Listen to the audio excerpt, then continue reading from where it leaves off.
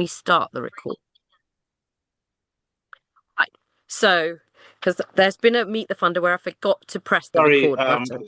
sorry. Yeah, When you say recorded, is it voice or video or it'll be visual? both, but if you don't speak, so if you just, I'll mute you for now, and then you won't be recorded. Yeah?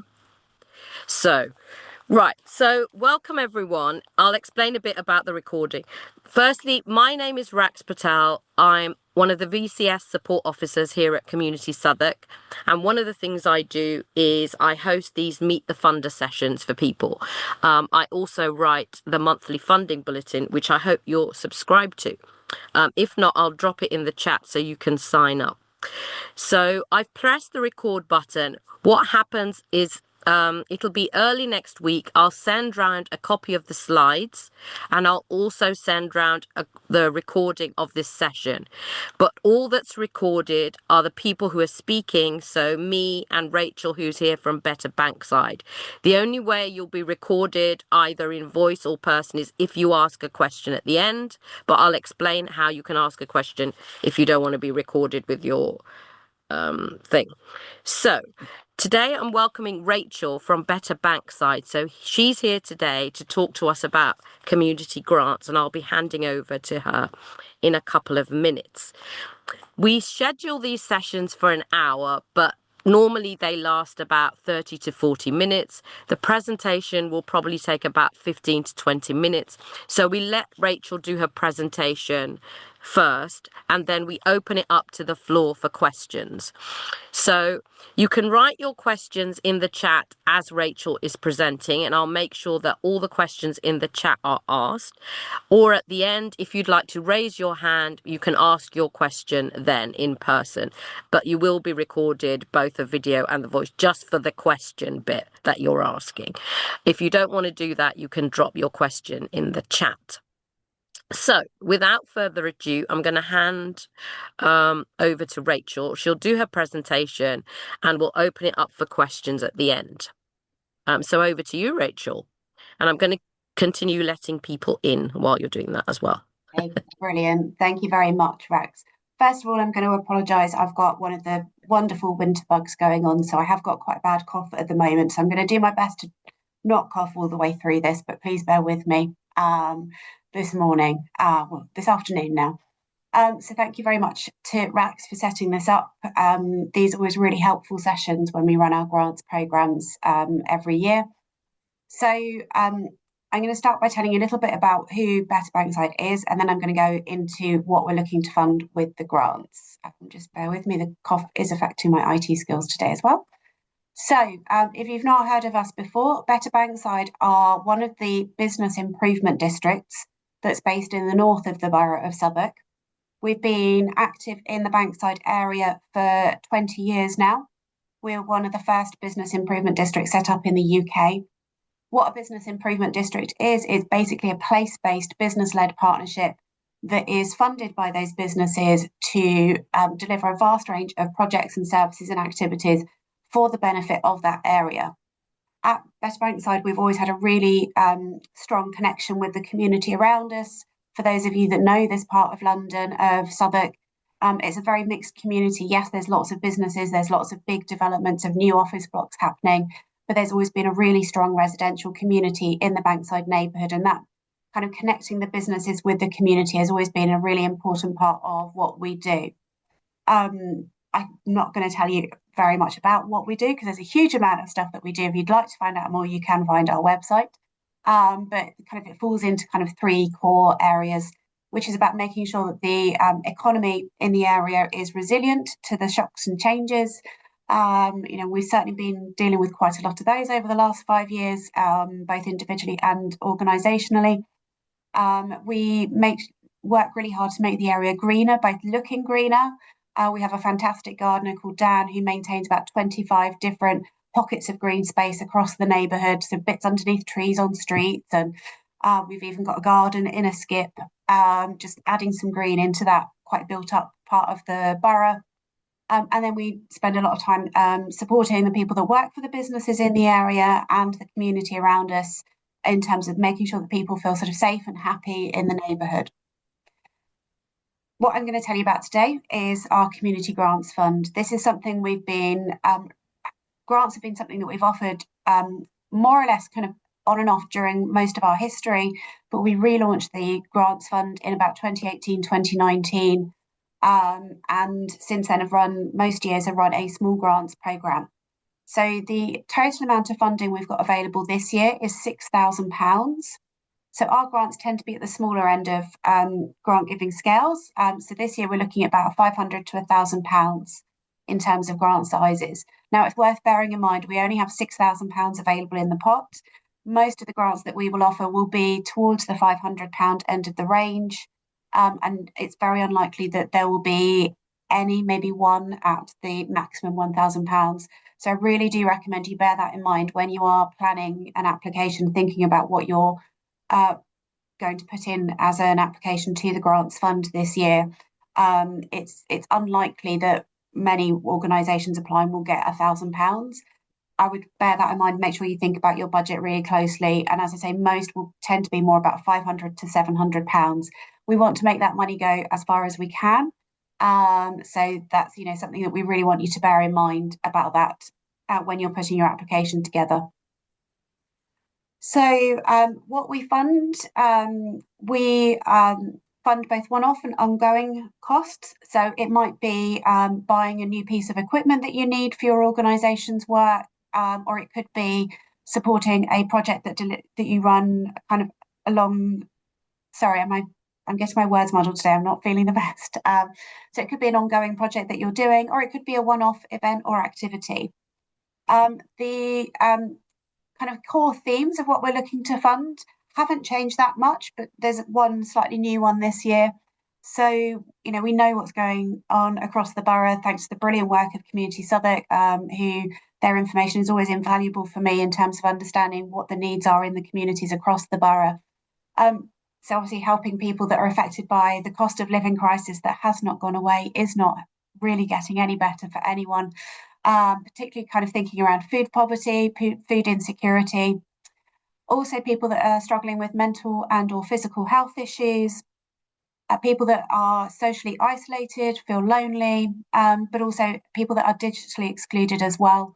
That's something we've seen quite a few times in grant applications that we funded in recent years, obviously starting in sort of 2021, when we were funding quite a few organisations to invest in digital tech to make sure they could continue to support people during lockdowns.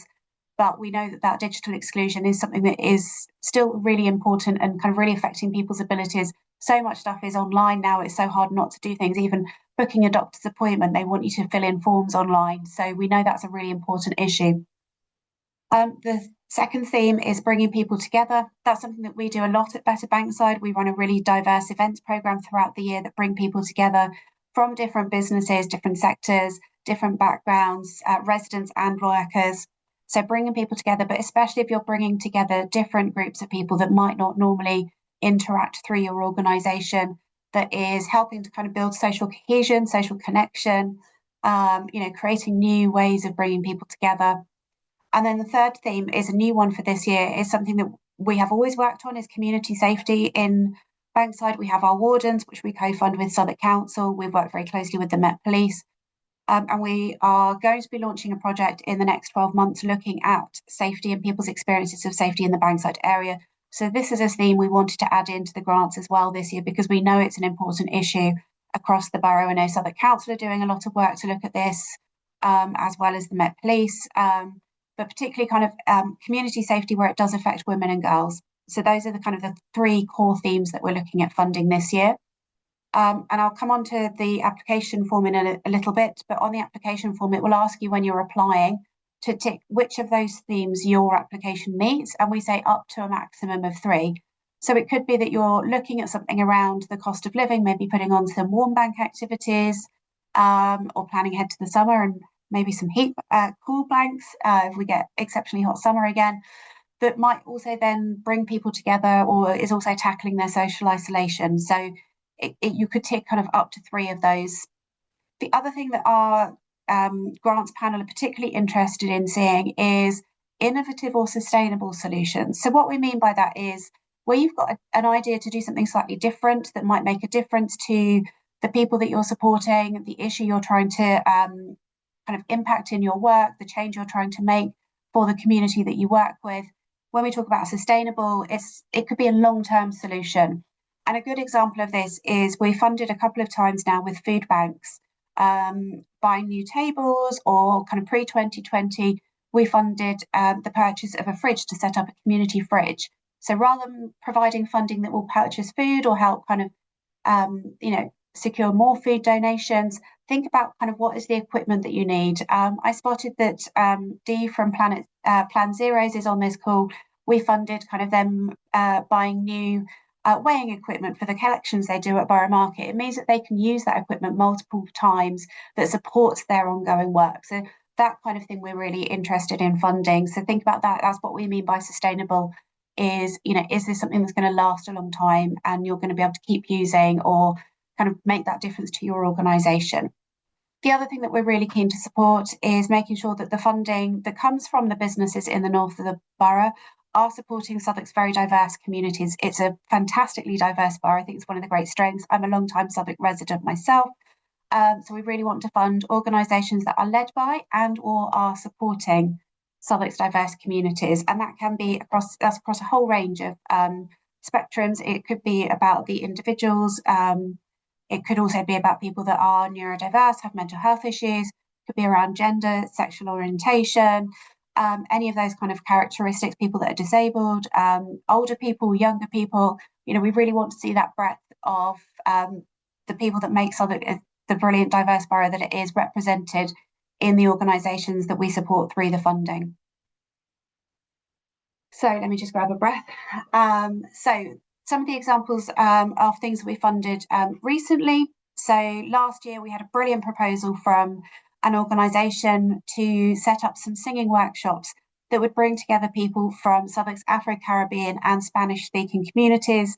The funding covered the cost of bringing in a tutor to run those, who is bilingual, so they were able to deliver the sessions in English and in Spanish, and bringing people together, older people, so tackling that social isolation, the loneliness, bringing different communities together through an activity. And singing is also really good for kind of physical well-being and mental well-being as well. So that's a really nice example of something that we funded that ticks more than one of those kind of criteria in a really lovely way, and reflects the mix of people that we have here in the borough. We have funded a playgroup that's based in the Bankside area that supports neurodivergent children and their families, and they use the funding to buy new books and toys and equipment that they use at the playgroup. So they bought some really super-sized books, really big books with really large text and really lovely illustrations in, that are suitable for children that have different forms of neurodivergence. They bought new kettle, so they could do hot teas and coffees for parents, because the support that playgroup provides to the parents and the families of those children is really important as well. There's a couple of different organisations where last year we funded them around food growing activities. So one of them is an organisation that works with people with autism, and they run a community cafe and a growing space. So we funded a greenhouse and the materials to build some extra raised beds so they could grow more food that they then use in the cafe, that is a training facility for people. And then for a community-based growing group, we funded a water tank so that they had access to clean, to capture rainwater and have access to that to water all of the fruit and veg that they're growing on an estate in Southwark. And then finally, I've used this example already, the tables for a food bank. So they use them for the food bank activities, but also for other community events and activities that bring people together. So those are some examples of things that we funded in recent years. As I mentioned, we've also funded a fridge. We funded lots of IT equipment in the past, as I said, particularly kind of in that lockdown era, so that people could offer devices to some of the people they're supporting, so they could access services remotely. Many years ago now, we funded a recumbent exercise bike for a sheltered housing unit, so that the older people that live there could exercise in a safe and appropriate fashion. So it's one of those ones where you sit and you recline, but you pedal, so it's easier on older people and their joints. So those are the sorts of things that we funded before through the grants programme. So, who actually, I'm just going to go back to that. What we won't fund. So, some of the things that we don't fund, if you are looking at a really large project, because the amount of funding we have isn't very big and our grant sizes aren't that large, what we won't do is fund, say, sort of £500 or £1,000 towards a project that's going to cost 20, 30, £40,000. We know those are really important projects, but because of the size of our grants, we know that if we could offer that £500 to a smaller project, that will make a really big difference to that project happening, or actually cover the whole of the cost of that purchase for essential equipment that is needed. We feel that because of the size and the scale of the grants that we can offer, we can make more impact by offering smaller grants that will cover those costs rather than looking at a small amount towards a much bigger target that you're doing. Capital fundraising is a very technical term, but if you're kind of funding to cover kind of bricks and mortar type projects, then that's probably not where our grants are going to be of best use because of the size of the grant that we can offer. We won't fund individuals, so you have to be an organisation, a constituted organisation in some shape and form to apply. So let me come on to that. So who can apply? So we're quite flexible on this. So charities, community organisations, we funded TRAs, so tenants and residents associations, schools. You need to have some kind of a formal registration or recognised status. So, whether that's registered with the Charity Commission or at Companies House, if you're something like a CIC, a community interest company, or a CIO, a charitably incorporated organisation. TRAs we know aren't kind of registered at somewhere like Companies House, but if it's a TRA with a capital T, R and A, we know it's recognised by Southwark Council as a TRA in the borough.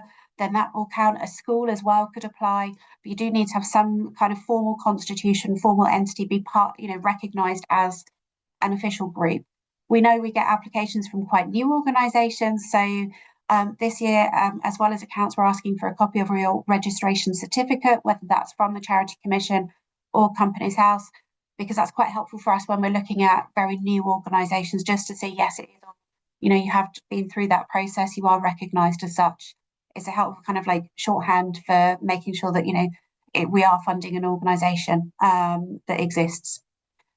Where do you need to be working? So because of the nature of what we do at Better Bankside, the Better Bankside BID area, which is that bit that was in pink in the map at the beginning, that's the area that we're always going to prioritise in terms of support. So if we're looking at the applications, we've got two identical, really great applications, and we have to decide between the two, we will probably fund the one that's working in Bankside. But that doesn't mean that we're not open to funding things across the rest of the borough. We absolutely are. One of the great things about our grants is that the funding comes directly from the businesses in the area through the mechanism that funds Better Bankside. And then, we want to be able to kind of spread some of the benefit of all of that economic growth in the north of the borough across the rest of Southwark. We know that there are pockets of really significant deprivation right across the borough, but we are particularly focused on those where we know there are higher levels, which I'm not, you all know very well where those are across Southwark, but it's sort of broadly that kind of middle band through the borough from sort of Elephant and Camberwell through to Peckham, obviously pockets around Bermondsey as well, and further south right at the bottom, the tip of Southwark in kind of roughly where West Dulwich is. But yes, we're keen to look at funding organisations that are working to support people in those areas of the borough as well. So I'm just going to take some water. So I am very kind of struggling with my cough at the moment. While Rachel's doing that, what I'll say is I'm really pleased that Better Banks have been able to come along, because although it is a small amount of money, we have a lot of members who are community groups, and actually it might seem a small amount of money, and it is a small amount of money, but I know that it can make a big difference to some of our members. We have a high proportion of our members are small community groups, and also the fact that you're covering our local area. So obviously that narrows it down, especially the Bankside people who are based around the Bankside area, or as you said, in one of the more deprived bits of Southwark, because your funds are targeted at our local area, that again improves your chances of success rather than if you're applying to a Mayor of London funding or a national funding. So I was keen to have this, even though it is a small amount of money, because so many of our members are just smaller community groups. And I know that actually this could make quite a big difference for them. So anyway, It really does. And we've seen it time and time again in all the applications we get over the years. We get so many. Last year we got more applications than we'd ever had before. I wish we could offer more funding, but it's, kind of the way that our funding is set up. We're also a not-for-profit organisation. So all of our funding comes from the businesses, and there's lots of technicalities. We can't go and sign up more businesses to be part of Better Bankside because of the way that business improvement districts work. So, but we see that in the applications. We know how much this size of grant can make a real difference. We're very kind of open to, one of the things that I say about our grants is that it can fund the things that sometimes fall between the gaps of other funders. We've not done it yet, but I always say that, my dream thing to fund would be you need a new printer. Your printer breaks at the worst possible time. It's always the most inconvenient time. I know these days people use less paper, certainly in offices. But I think that, for a lot of your organisations, printed materials are still really, really helpful for the people that you're supporting. So, we've not done it yet, but a printer, that's, one of those things that can go wrong, but can have a really big impact, but isn't seen as kind of necessarily kind of attracted to lots of other funders. Now, I know places like Community Southwark with the funding differently are really kind of, there's a lot of work in the funding sector going on around understanding covering core costs. I've worked with charities a lot in the past as well as working with probably hundreds of small charities in my career. I know how essential those core costs are to keep an organisation running. So, kind of the things that suddenly crop up out of nowhere that or unexpected, like you are a food-based organisation, you have a fridge and your fridge just suddenly decides to kind of die and you're stuck because how are you going to fund the replacement of that? So, we really see the value in these small grants, in these sorts of things. It's just saying that we know that that's where we can have real impact rather than providing a small drop into a much bigger fundraising appeal. So I'm going to talk to you now about the application form. We have moved to an online application form this year. It's nothing very fancy or technical. I'm just using Microsoft Forms, but the intention is that it will then make it easier for me to prepare all of the application papers for our panel to review. So there is a new application process with the online form, and I'm going to tell you about what the steps are in the process in a minute. But I wanted to just put a break down the form to you, and I'm going to show you the form in a minute.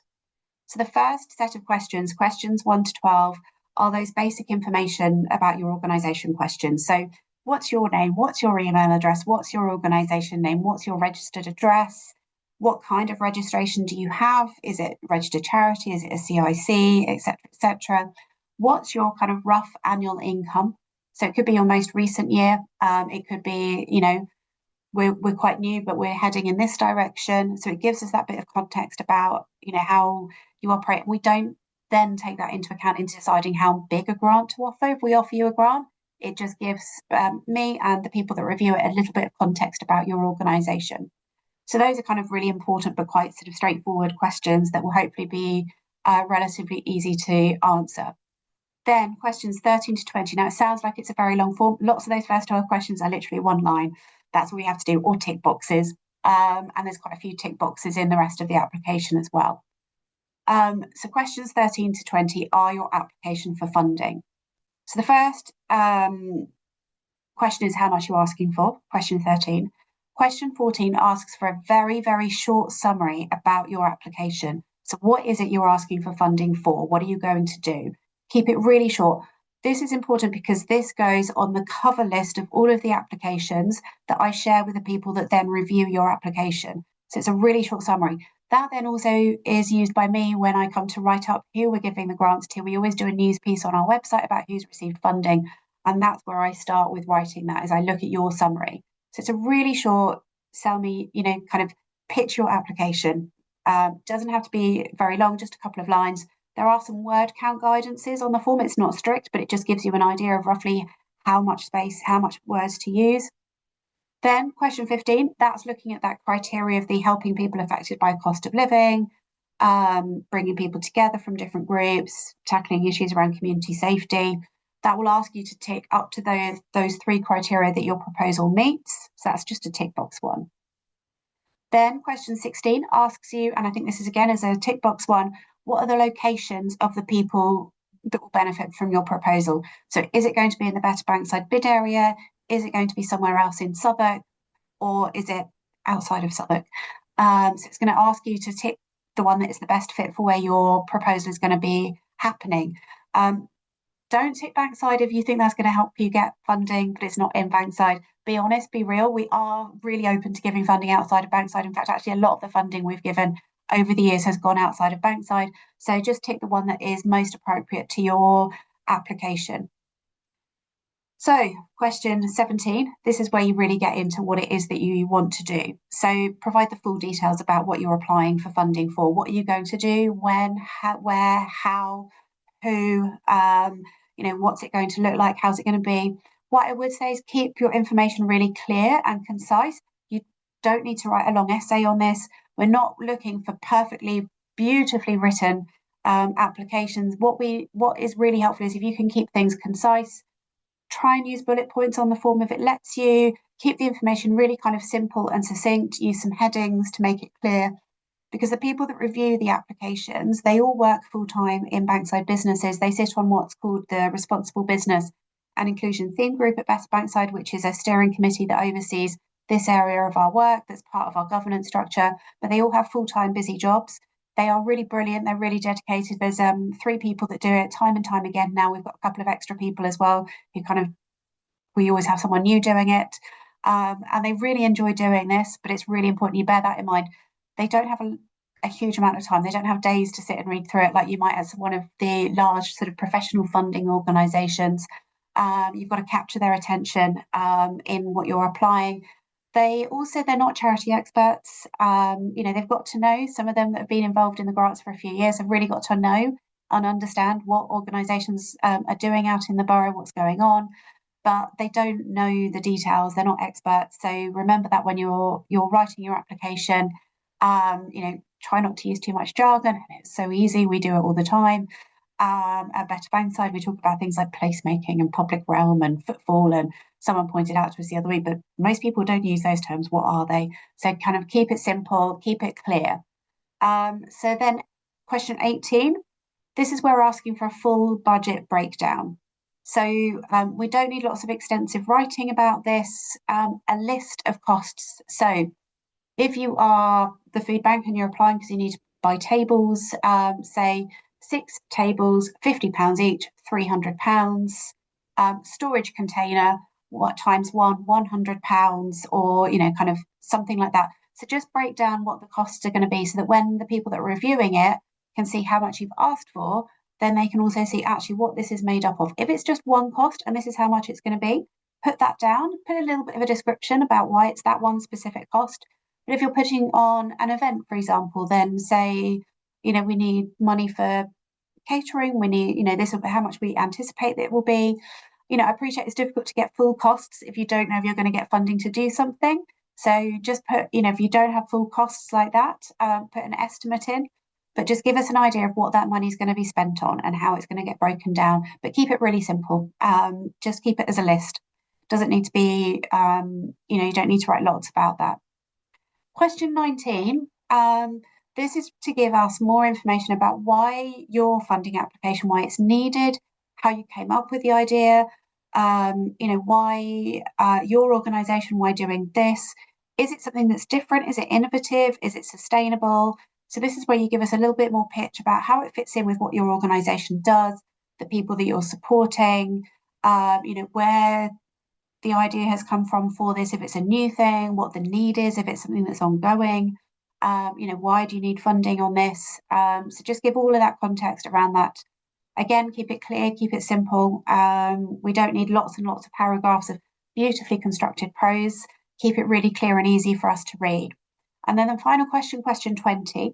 We don't ask for a lot of reporting. If you're awarded a grant, send me some photos and a story. That's what we want. That's what we need. But what we do want to know is how will you be able to tell us, and how will you know that the funding that we offer if you do get a grant is going to make a difference? So are you already collecting information? Do you do surveys with people? What information do you already have? How are you going to be able to tell us how this has made a difference? And it's just helped us understand a little bit more about what your organisation does, your thinking behind this, and helps us sort of see how this funding can make a difference to your organisation, the people that you support. So that's sort of a breakdown of the application. Now, if I have been really clever and this next bit works, I can move the slides on. This gives you a picture of what the form looks like. Now, let's see if this works in the Zoom, because I haven't tested this, Rex. See if I can open it up on the screen here. Can you see this? If I scroll, can you see the page moving? No, not Okay. yet, but there might be a delay. But no. Okay. But don't worry. Don't worry. So Yeah. I've talked you through the application form. Mm. I'm just going to go back and find my slides now. And Bear I with thought that 1 was second. quite useful so keep that in mind about this is a short application, so keep it short and simple. I also like the fact that you said, remember that these people who are going to be looking at these things are not charity experts. So, Yeah, address it as you would a general layperson, a member of the general public. Don't right. use a lot of jargon or Yeah. acronyms, and just bear in mind that they don't work in the charity sector. These are just business people. They have very different jobs. They all do something slightly different. And they've like the chair of the steering group and one other person who's the vice chair. They've been involved in the grants for about 4 or 5 years now, at least. So they've got used to reading these applications, and that's helped them learn a lot. It's actually really valuable for them and for me to learn about all the great organisations that are working across Southwark and doing just brilliant, amazing work to make a difference to people in the borough. So they have learned a little bit, but they're obviously that's not their day job to think about these things. So yeah, keep it really simple and concise. Now let's see if I can move that slide along. So the application process. So Rax, when you send the slides out, I know you've already shared the link to the information pack and the Better Bankside website where we've got information. In the information pack, there's actually a template form that I have done a dummy application for you, so you can have a read through. I'm just going to say I made that up on the fly. Just because what I've put in there is there as an illustration doesn't mean it's something that would necessarily get funding. It's just to kind of give examples of how to answer the different questions. So the information pack gives you all of the details about the criteria, the eligibility. It goes into a lot more detail about all of that, and very importantly, the timelines. So the deadline for applications is Monday, the 23rd of February at 10 a.m. So I tend to log on to my computer just before 10 on a Monday. So as long as it's been received by 10 a.m., then it will go into the list for review. So there's the online application form, as I've shown you. The other really important thing to do, and this is part of the application process, and I need this before Monday, the 23rd of February at 10 a.m. as well, is a copy of your most recent accounts and your registration certificate.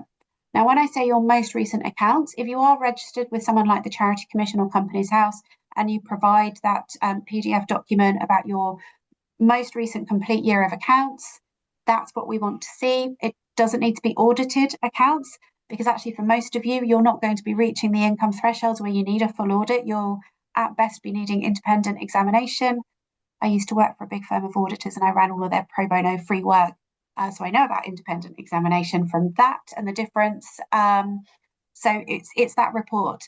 If you are a new organisation and you don't have that, or you're a TRA, what we would like to see is a breakdown of your income, so the money coming in and your spending, the money going out, that shows a whole complete year if you've been in existence for more than a year.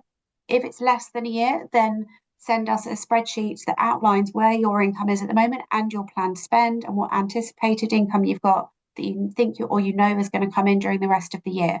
It's to give us an idea of money going in and money going out. So it's not your bank account. We don't need to see a bank account statement. That's not necessary. So the ideal is to send it to me as a PDF. I appreciate if you've got a spreadsheet, send it as a spreadsheet. I will then save that as a screenshot PDF to go in the pack that I share with the review panel. But I need both of those documents as well as your online application form by the 23rd of February. I did try to see if there's a way I could do the document upload on the application form, but because I'm using Microsoft Forms, it would only work if you worked for Better Bankside. So you need to email that to me. I am doing regular checks every couple of weeks at the moment on applications, and I'll start doing that more frequently once we're in February, just to send reminders to people that I do need those to go with your application. So applications close on the 23rd of February. I then have to process all of those applications. I may be in touch during that week if I need some extra information from you to support your application. If there's a bit of information I think is missing, or I want to clarify something that you've put on your application form, because I want to make sure your applications are in the best possible position to go forward to the panel. So I might be in touch during that week. If I'm not in touch that week, then the next time you'll hear from me will be the week of the 9th of March. So our panel are meeting the week before that on the Thursday. You might hear from me on the Friday with an update on your application, but most likely it'll be the following week. And then we'll be paying the grants at the end of March. So if you are successful, I will then send you information on how to claim the grant. And they will get paid at the end of March to you, subject to getting the right paperwork in. If we don't get that in time for the March payment run, then it will be at the end of April. Because we're also quite a small organisation, so we only do one payment run per month through our bank accounts as well, because it's all along the same lines as probably many of you. Someone sitting there on the online bank plugging all of the details in and then it getting approved and paid. So we only do payment runs once a month at the end of the month. So payment usually comes through around the 28th to the 30th of the month. So that's the timeline and the application process. The application process is written out really clearly in the information pack. In the information pack, you will also find the map that shows the Better Bankside bid area, and also screenshot of the brilliant Community Southwark's website, the updated map of Southwark showing the data from the indices of multiple deprivation, which is a guide to where levels of deprivation are higher in the borough. We know that the detail on the ground is much more kind of granular, but that just gives you a rough idea of where in the borough those areas are that we're interested in hearing from. But we appreciate that those pockets of deprivation sit everywhere across the borough, and that the higher level view on those sorts of data sources doesn't necessarily reflect what's life is like on one street compared to the next one. But it just gives you that idea. And Community Southwark were brilliant because they'd already got the updated data from this year's release of the IMD data on their website with a map in really brilliant detail, which was fantastic, because last time I was struggling to find one on the ONS website to use this year. So that information pack is all there. I would really recommend that you get hold of a copy of that and download it and read it really carefully before you submit your application. Take your time to think about the application. Partly why I put the deadline on a Monday, because it gives you that Saturday and that Sunday if you need them. I know what it's like trying to get things done before deadlines when you are in a small organisation. You're really busy doing what you're delivering your services. I know funding applications can take a bit of time. Try to keep our form as kind of concise as possible for you. Sorry, I have spoken way more than I realised I was. No, it's good. And I think what people will like about that is at least you get to hear quickly and you also get paid quickly. Because sometimes, yes, there's lots of money available, but you end up waiting months to hear anything. And then you end up waiting even more months before you actually see any money. So I'm going to start with, there's a couple of questions in the chat. So I'm going to start with those. But in the meantime, if anyone wants to drop any further questions in the chat, I'm happy to ask the questions. Or if you want to raise your hand, you can do that. So I've got a few questions in the chat, which I'll start with Rachel. So firstly, thanks for the presentation. I work for Southwark Music. Now, they are a traded service within the council, but they're not for profit, funded mostly by the Arts Council England. But would we be eligible? That's a really good question. And I don't know if you might have to look into that and come back on it. I I don't know. might need to have a look at that one, because that's a slightly different sort of organisation than we're used to dealing with. I think because of your link to the council, I think it would very much depend on the nature of what you're applying for, and kind of, if you were to apply, I would make sure that you give some context about why you need this funding, why it's not covered by the council. I mean, we know the challenges of local authority funding and how much how tight it is getting all the time. And how limited that is. I also know that Arts Council England funding is very restricted these days as well. But yeah, I think I would have to go away and have a look at that. So, Rax, if you could drop that. They email you of that, Yeah, or I will send them your email. So it's J Cable, unless you want to come off mute, J Cable. I'll send them your email with yeah, that question, and then that will do that. That's quite brilliant. good. Thank you. Thank Yeah, The you. second All right, good. Yeah, This is so I'll me. exchange. The next one is from Anne from Girl Guiding, which is this will be a useful one for others as well. So she volunteers with Girl Guiding. We offer weekly activities for girls and young women in the SE1 area.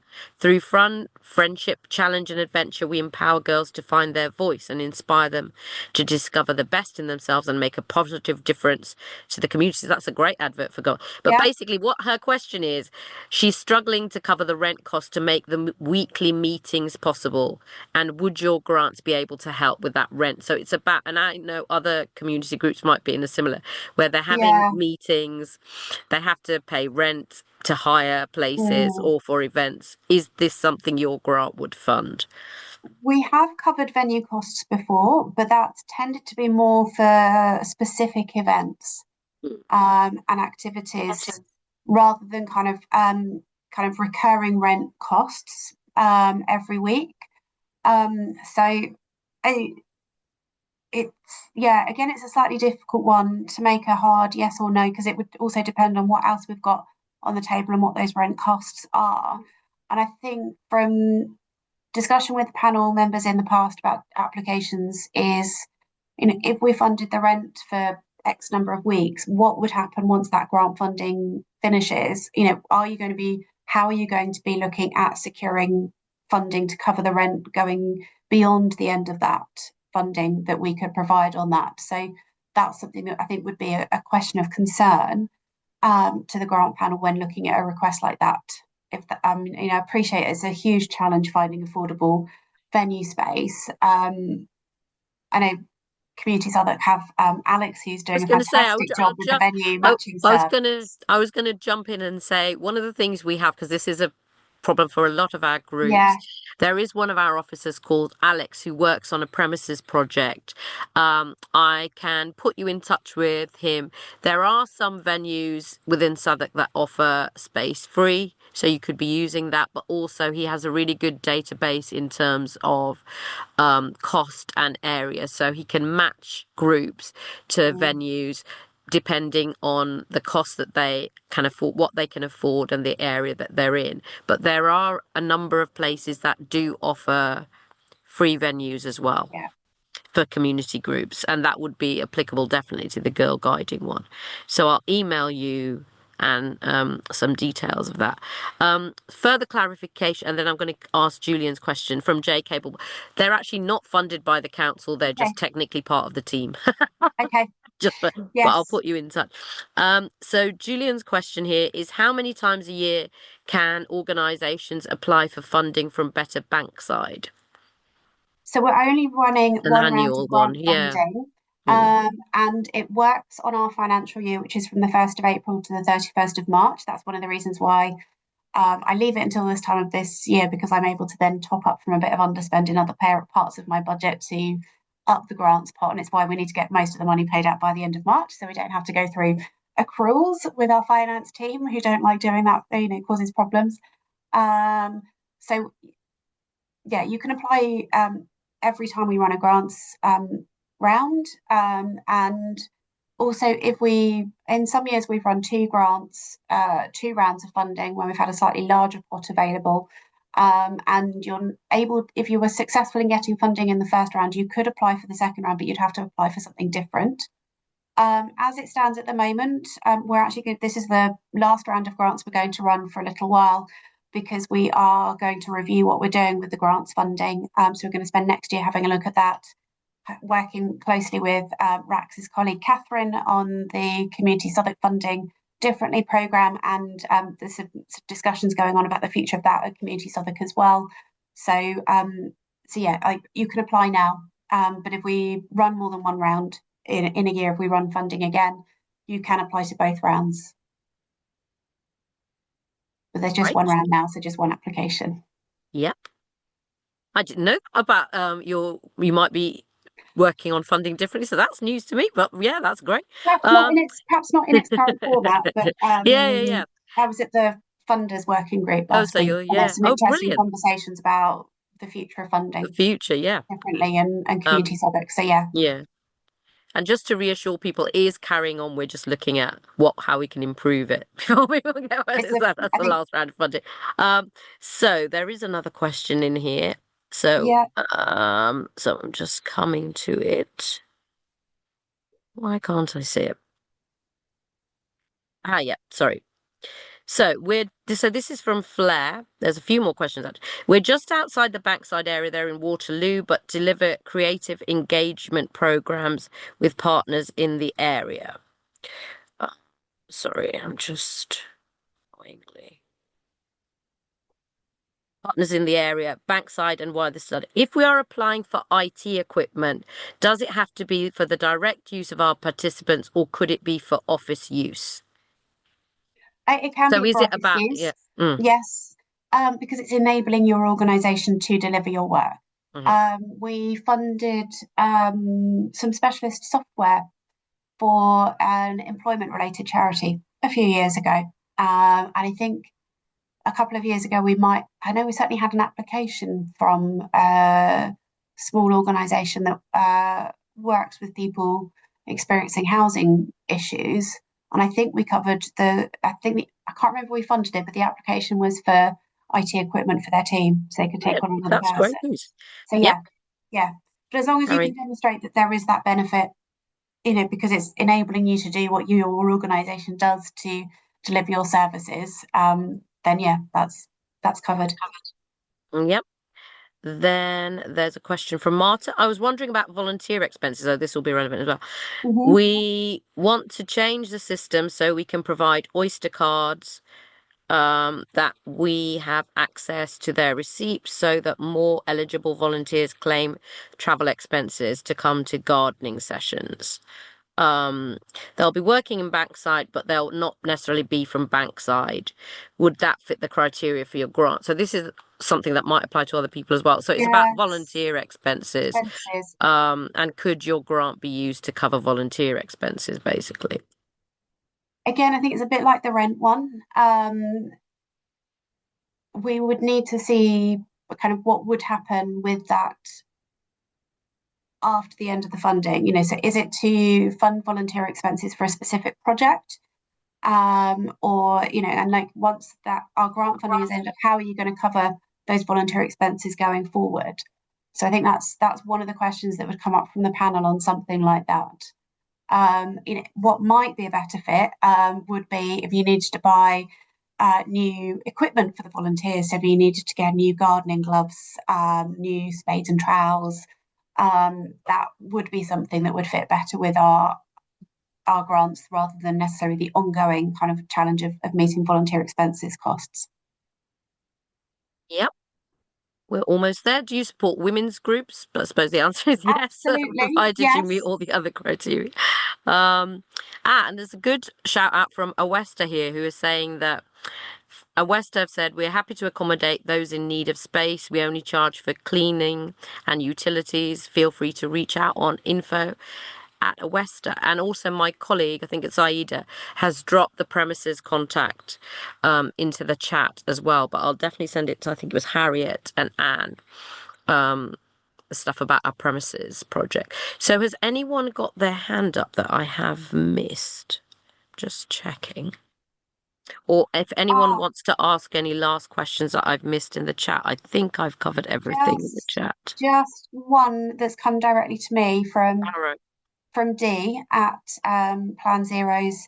She was asking if she could also be put in touch with Alex about venue use as they're looking for somewhere for their Yeah. regular board meetings. Oh, yeah. But yeah, Yeah, I can do so. Put D. So I've got D and Anne and Harriet for premises. So it's Can a you put me last down as well, chance. please, for premises? Sorry? Because I have to be put down for premises as well. oh, I think Sorry? No, what I was saying was we at Community Southwark have a premises project where one of my colleagues tries to match community groups to premises. And there are a few places in Southwark that do provide premises free for community groups. So I can put you in touch in terms of that matching system and also. So that's what, Mm. yeah. Yeah. But what Rachel was saying was she probably wouldn't provide as part of this grant because there's an issue about sustainability. So you'll be able to pay the rent for that grant, but when the grant runs out, what's going to happen? That was the thing. If it's venue cost for, say you wanted An to put event, on an that's event, different. Yeah. and you needed to cover venue hire cost as part of the event, then we would consider that. We'd obviously look at what the other costs of the event were, and if we covered the venue cost, would you be able to cover, and that would save the full funding kind of cost that we could offer through the grant. How likely are you to be able to fund the other elements of putting on that event? But that's where we would cover, I think, with sort of ongoing rent. And I know it's a huge challenge, finding affordable, low cost, good quality event spaces, venues to have meetings and events and activities and run your services. But I think it's just given the size and the scale of our grants, we would be looking for something that would either be kind of that one-off venue hire, or it's, if it is on that rent, like what plans are being put in place to then cover the rent in the future. So it might be, going back to the girl guiding one, you've got some income coming in 6 months. You're working on something that's going to bring in rent, income that's going to cover the cost of the venue hire, the rent, and you just need to plug a short gap. Then that would probably be slightly easier kind of application to review and consider than if it's just we just need money to pay for venue hire indefinitely, if that makes sense. Or if your existing venue is out of action because of renovations, construction work, something going on, and you need an interim venue and it's just for say 6 weeks before you move back in, then that would be slightly different to just that ongoing rent thing. Yeah. So I think I've asked all the questions in the chat. I think if anyone wants to raise, this is your last chance. But because I know some people joined during the meeting, I'll be sending out the slide pack and also the recording of this webinar or meeting. You'll probably get that early next week. And the other thing, Rachel, is if people had specific questions, are you happy to take their email, for people to email you, or do you not want them to do that? Yes, I may not be able to provide hugely detailed answers in the sense that obviously I don't want to Yeah. be unfair to people that are applying without checking on whether their application would meet the criteria. So I won't necessarily be able to say, yes, it absolutely does, but I can give you some guidance and pointers to think about. Before you email Rachel, what I would say is I would definitely read the information pack in full, and also appreciate that some people will say, well, am I going to get a grant if I do this? And the answer is no funder will be able to tell you that, because it's like applying for a job. You don't know who else is going to be applying. So if you ask a question like that, unfortunately, neither Rachel nor Ed will be able to, because at the end of the day, you can say, yes, that's eligible, but it really depends who else is applying and what they're applying for. And as Rachel says, it's the business people who will decide as well. So it's whether it speaks to them, whether it's clear to them what the funding is. And it also depends on who else has applied and for how much. So often people will say, oh, do you think I'll be successful? And you can't really answer that question, because it literally depends on who else has applied, how much they're asking for, and how your application compares with the others, which you never know until they actually come in. And it's also, it's not necessarily that if you aren't successful, it doesn't mean that your application was a bad application. It just, we have to make some really difficult decisions. And we've seen the number of applications we get have gone up and up and up every year.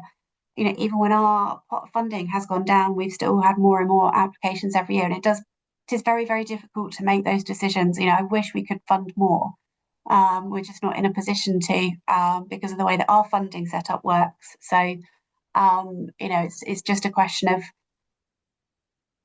we review the applications, and there's usually kind of a small number that we're all like, they don't fit, they don't fit the criteria, and that's a clear no. There's maybe one or two where they're like absolutely 100% yes, and then we spend a lot of time negotiating and discussing all of the ones in the middle to end up with the ones that we're going to fund. So yeah, and it's usually isn't not always the most well written application.